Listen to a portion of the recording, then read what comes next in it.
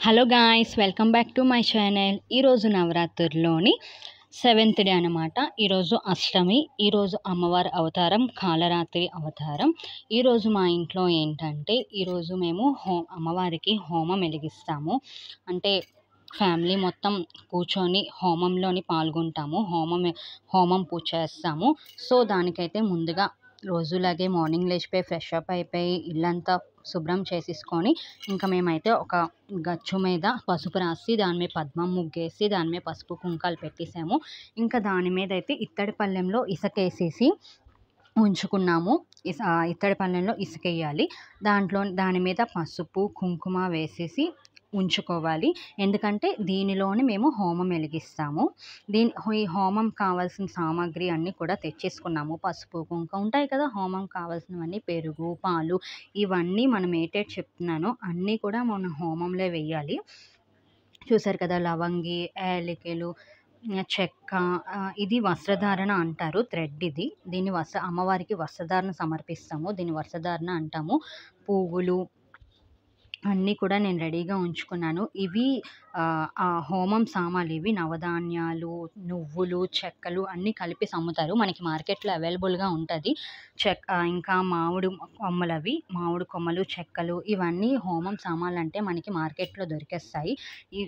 ఇగోండి, ఇది నెయ్యి. హోమంలో వేస్తాం కదా మనం, నెయ్యి, తేనె, గంధము, యాపిల్ ముక్కలు, ఆరెంజ్ ముక్కలు, ఊదుబొత్తులు, ఇది ఉసిరిపప్పు, ఇది కూడా మనం హోమంలో వేస్తాము అమ్మవారికి. ఎండు కొబ్బరి, ఇవి ఫ్రూట్స్ అండ్ ఎండు కొబ్బరి, ఇది గోటాగా ఉంటుంది, అది కూడా వేసేయాలి. నెక్స్ట్ పువ్వులు, అన్ని రకాలు కలిపిన పువ్వులు, కొబ్బరికాయ ఇవన్నీ. ఇంకా ఇదేమంచి పరమన్నం, పూరి, ఇది కూడా మేము హోమంలో వేస్తాము. పూరిలోని ఇంత పరమన్నం పెట్టేసి మనం హోమంలో వేయాలి.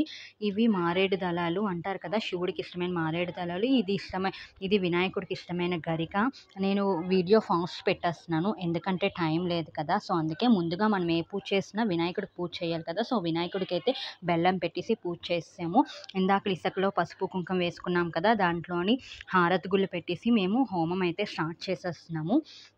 ఇలాగొండి, చూసారు కదా, కర్రలు ఇలాగా 4 సైడ్స్ పెట్టుకోవాలి. అంటే ఈస్ట్, వెస్ట్, నార్త్, సౌత్. ఇంకా మా అత్తయ్య మామయ్య ఇంటికి ఎవరు పెద్ద ఫస్ట్ వాళ్ళతో పూజ చేయిస్తాం కదా. సో మా అత్తయ్య మామయ్య వాళ్ళకి ఏంటి కూర్చోబెట్టేసి హోమం అయితే స్టార్ట్ చేసేసాము. వాళ్ళు చెప్పాను కదా హోమం సామాన్లు ఏటేటి చూపించానో అవన్నీ 1 బై 1 వేస్తున్నారు. నెయ్యి,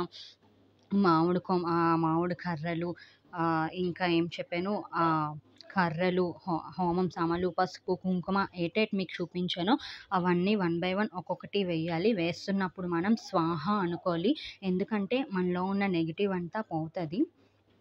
అందుకు మనం ఏదేసినా దాంట్లోని హోమంలో వేసినప్పుడు స్వాహ అనుకుంటూ వేయాలి. ఇంకా మా పాప కూడా హోమంకి అయితే రెడీ అయిపోయింది. ఇంకా మా పెద్ద కూతురు, ఇది మా అక్కాల పాప, ఇది కూడా హోమంకి రెడీ అయిపోయి వీళ్ళందరూ కూడా చుట్టూ కూర్చొని చాలా శ్రద్ధగా అయితే హోమం అయితే చేస్తున్నారు. ఇంకా మా అత్తయ్య మామయ్య చెప్పాను కదా, హోమంలోనే అన్నీ ఏటేటి సామాన్లు తెచ్చుకున్నామో కొబ్బరికాయ, ఆకు, చెక్క ఏటేటి ఉన్నాయో అన్నీ అయితే వేసేస్తున్నారు. ఇంకా చూసారా హోమం అయితే ఎంత బాగా వెలుగుతుందో.